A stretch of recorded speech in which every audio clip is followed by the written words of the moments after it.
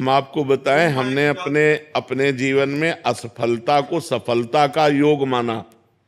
जहां हम असफल हुए वहां हमें सफलता का मार्ग प्रकट दिखाई दिया। हे भगवान मेरी रक्षा कीजिए, क्रोध आया, हे भगवान मेरी रक्षा कीजिए, मुझे संभालिए। तो असफल असरण हो जाना ही शरणागति की पुष्टता है। जब तक अपने में बल होता है कोई, तब तक शुद्ध शरणागति नहीं होती। जब अपने को सुनेरी मैंने निर्बल के बलराम, जिस समय हमें लगता है कि मैं पूर्ण असफल हूं, मेरे में कोई सामर्थ्य नहीं, तो रोना आता है और रोकर हम भगवान को पुकारते हैं, हे करुणा सिंधु भगवान, मैं तो असफल हूं, अगर आप कृपा करो तो मैं इन विकारों से मुक्त होकर आपकी शुद्ध भक्ति को प्राप्त कर सकूं। नाथ मेरे में सामर्थ्य नहीं कि मैं इन विकारों पर विजय प्राप्त करके आपकी तरफ चल सकूं। गोस्वामी तुलसीदास जी कहते हैं, हौ हारेव कर जतन विविध विधि अतिशय प्रबल अजय, तुलसीदास बस होए तवै जब प्रभु प्रेरक बर जाए। हे प्रभु, आप काम क्रोध को प्रेरणा देते हैं, हमारे मन को प्रेरणा देते हैं, सारी लीला आपकी चल रही, आप इनको रोक दो और हमें अपने चरणों की तरफ आने दो। असफलता में निराशा नहीं आनी चाहिए, असफलता में आशा जुड़नी चाहिए और भगवान से। मैं तो किसी योग्य नहीं, लेकिन आप सर्व सामर्थ्यशाली हैं, आपकी एक कृपा कोर से मेरा सब कुछ बन जाएगा। मेरे बनाए ना बनेगी कोटि कल्पना, आपके बनाए बनेगी पल पाव में, पल के चौथाई हिस्से में आपकी कृपा कोर से बन जाएगा। नाथ आपने बहुत पतितों को पावन किया है, मुझ जैसे अधम को भी पावन कीजिए। ये अंदर से भावना आ जाती है तो हमारी सफलता का योग बन जाता है। हमें निराश नहीं होना, हमें उदास नहीं होना, हमें हताश नहीं होना, अपने कर्तव्य पर कदम आगे बढ़ाते रहना है। फिसल जाए तो फिर खड़े होकर के चल, ये परमार्थ का मार्ग है, इसमें हारना नहीं है, इसमें निराश नहीं होना। हम अविनाशी के बच्चा हैं, एक न एक दिन परम पद को प्राप्त करके रहेंगे। आज अगर हम परास्त हो रहे हैं तो हम रुकेंगे नहीं, हम 100 बार गिरेंगे तो 101 बार खड़े होकर फिर परमार्थ पे चलेंगे, तो कभी न कभी भगवान हमें विजय दिला ही देंगे। हमारी कमजोरियां हमें गिराती रहती हैं महाराज। हमारी कमजोरियां हैं, लेकिन हमारे प्रभु तो बहुत बलशाली है ना।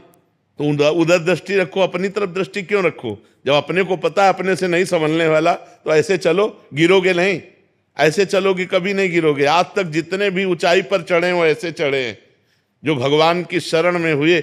सनकादि ब्रह्म ज्ञानी, लेकिन हर समय हरि शरणम हरि शरणम हरि शरणम जपते रहते हैं। जो भगवान का नाम जप करता है, भगवान का स्मरण करता है, अपने को असमर्थ देखता है, वही तो परम पद का अधिकारी होता है, वही तो भगवान का कृपा पात्र बनता है। यही दरबार दीन को आदर रीत सदा चली आई। जो अपने को किसी योग्य नहीं समझते वही सर्व योग्य हो जाते हैं, जो अपने को कुछ योग्य समझते हैं वो भ्रष्ट हो जाते हैं, क्योंकि अभिमान नाश का कारण बनता है, पतन का कारण बनता है।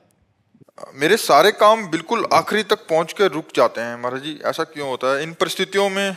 पूर्व पाप हमें असफलता प्रदान करके दुख का अनुभव कराता है, पूर्व पुण्य सफलता प्रदान करके सुख का अनुभव कराता है।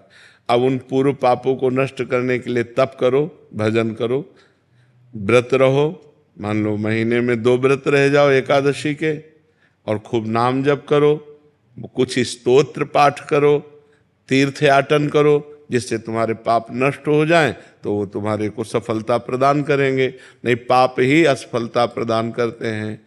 सब कोई सोचता है, सब कोई कामना करता है, लेकिन सबकी कामनाएं थोड़ी पूर्ण होती हैं। और नाम जप करो, भगवान से चित्त जोड़ो, तो हम आपसे सही कहते हैं। आप सोचोगे कि ऐसा हलवा मिले, तो जैसा सोचा वैसे ही हलवा तुम्हें खाने को मिल जाएगा। जो इच्छा करियो मन माही, प्रभु प्रसाद कछु दुर्लभ नाही। अब पाप कर्म करो और सोचो कि हमें सुख मिले, तो कैसे मिल सकता है? फिर तो नहीं मिल सकता। जो इच्छा करियो मन माही, हरि प्रसाद कछु दुर्लभ नाही। अगर खूब भजन कर रहे हो तो जो इच्छा करोगे वो प्राप्त हो जाएगा। अब भजन नहीं, तपस्या नहीं, व्रत नहीं, साधना नहीं, तो फिर किसके बल से कामनाओं की पूर्ति चाहते हो? कामनाएं करते रहो, दुखी होते रहो, चिंता, शोक, भय, मृत्यु, इन्हीं को प्राप्त होता है जीव। इसीलिए सबसे कहते हैं अध्यात्म से जुड़ो, अध्यात्म ही तुम्हें सुख प्रदान करेगा। तुम पैसा कमा सकते हो, तुम नाना प्रकार के पद प्रतिष्ठा प्राप्त कर सकते हो, लेकिन आत्म शांति नहीं। आत्म शांति तो भजन से मिलेगी। आप गरीब हो लेकिन धर्म से चलते हो, प्रसन्न हो, इससे बढ़िया जीवन क्या है। आप धनी हो, वासनाओं का भूत चढ़ा हुआ है, भोगों में पागल हो, अशांत हो, चिंतित हो, दुखी हो, इससे बड़ा नरक क्या है। तो जो सुख है वो शांति में है, जो शांति है वो परमात्मा स्वरूप है। भगवान का स्वरूप क्या है? शांताकारम। भगवान शांत आकार है ना, तो वो शांति, हम भगवान के अंश है ना, तो हमें शांति चाहिए। भगवान क्या है? आनंद सिंधु सुख राशि। तो हम आनंद चाहते हैं, तो आनंद भोगों में नहीं, भगवान में है। भगवान का नाम जप करो, भगवान के चरित्र सुनो और बड़े बूढ़ों की सेवा करो। ये बात सब अपने दिमाग में रख लो। जो अपने बड़े बूढ़ों का तिरस्कार करते हैं वो कभी सफल नहीं हो सकते। अगर सफलता प्राप्त करनी है तो माता पिता की आराधना करो, वयोवृद्धों की आराधना करो, तप करो, व्रत करो, नाम जप करो, अभी उन्नति होने लगेगी। अब खाते मुर्गा मुर्गी हैं, करते व्यभिचार है, नशा करते हैं, उन्नति चाहते हैं तो कैसे हो पाएगी। पुण्य है तब तक आनंद ले लो, जहाँ पुण्य खत्म हो तो नष्ट हो जाओगे। हमारे शास्त्र आज्ञा करते हैं कि अगर हमें अर्थ की प्राप्ति चाहिए तो केवल भगवान से चाहिए। हम भगवान के ही आश्रित रहें, किसी व्यक्ति के आश्रित न रहें, और प्रयत्न करें, प्रयास करें, खूब नाम जप करें, भगवत स्तोत्रों का गायन करें, भगवत आराधना करें, और भगवान से धन चाहें तो प्राप्त हो जाएगा। पर ध्यान रहे, जब तक पाप रहेगा तब तक नहीं प्राप्त होगा। जब आपका पाप क्षय पहले करेगा नाम जप, तब आपको प्राप्ति होगी। केवल कामना करने से धन की प्राप्ति नहीं होगी।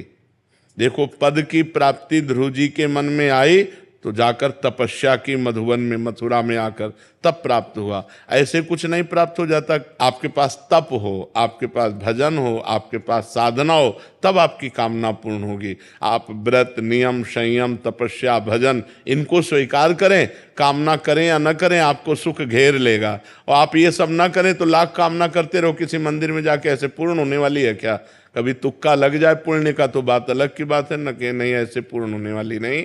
बकाया जरूरी है हमारी आवश्यकताओं की पूर्ति के लिए हम अपने भगवान से प्रार्थना करें और साधन करें, नाम जप करें, व्रत करें, स्तोत्रों का पाठ करें, तो भगवान कृपा करेंगे, हमारी कामना पूर्ण हो जाएगी।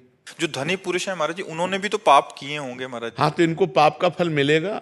हाँ, पाप का फल मिलेगा। अभी पुण्य का फल चल रहा है, इसलिए इन्हें विध्वंस हो जाएंगे। जो पाप करेंगे चाहे जितने बड़े धनी हो, मिट्टी में मिल जाएंगे।